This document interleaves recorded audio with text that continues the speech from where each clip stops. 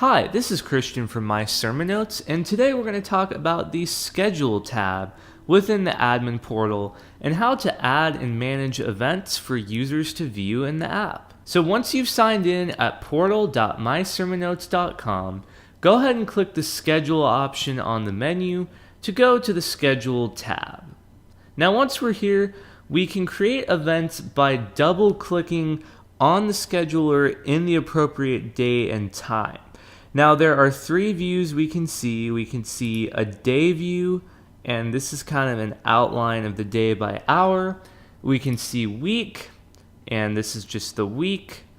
And then we can see month. Now I personally prefer to use the month view when using the scheduler, but it's all personal preference, and that's why we have a number of options for you to pick. But it's all a matter of personal preference, and that's why we have a number of options for you to pick from. So let's say I want to schedule an event for Sunday. Maybe there's a potluck after church. I'm just going to double click on Sunday the 3rd. And that's going to bring up this pop-up box to create a new event. So first we see our event type. And if we leave it as event, this is just going to be a standard calendar event that's going to show in the app for all users of the church. Now we will also see an option for each team we have set up under the Teams tab. So if we set this to Food Bank, this event would be specific to people in the food bank, and only people who are part of the food bank team are going to see the event. But let's just keep this general to the whole church and select Event. And here we can select an organizer.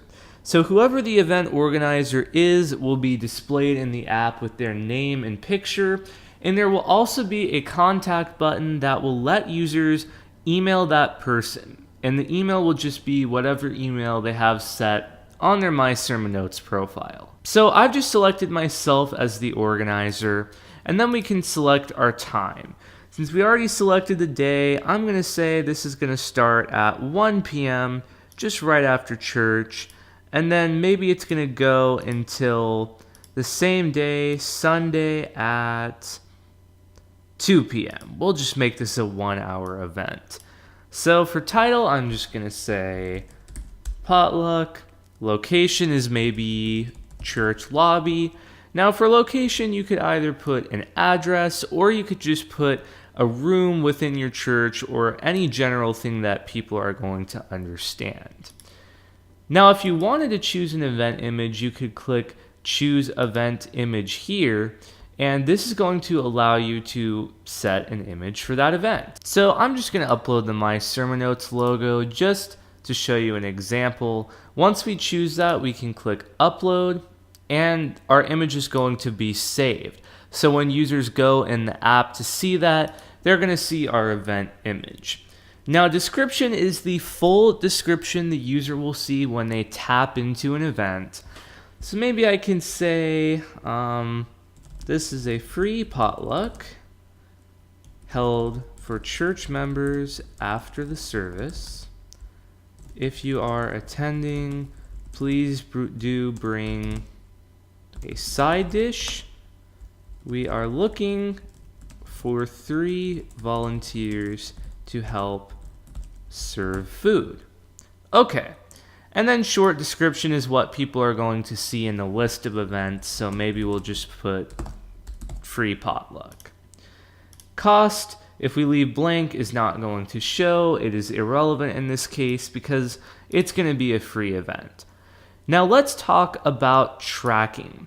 There are several options here. Tracking is to see how many people are attending your event and to also set a maximum amount of people that can attend.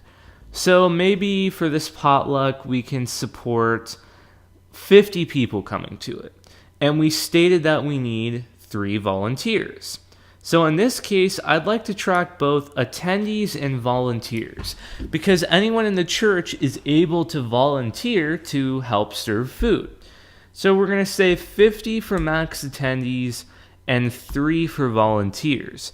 And as you can see in the screenshot in the app, when someone taps attend, they have the option of deciding to volunteer or just be an attendee, And they can also reply with how many people will be attending with them, whether it's family or friends. So once this is all set up, we will just click save, and that's going to save our event. Now to edit an event, we simply double click it, and this is going to bring up that dialog box like before. Or if we'd like to delete an event, we can simply click this X icon and click delete on the screen, but in this case, I don't really want to delete the event. Okay, so that is all you need to know for the Schedule tab. For more tutorials and help articles, definitely do be sure to visit help.mysermonnotes.com, and if you have any questions, please feel free to reach out to us at support@mysermonnotes.com.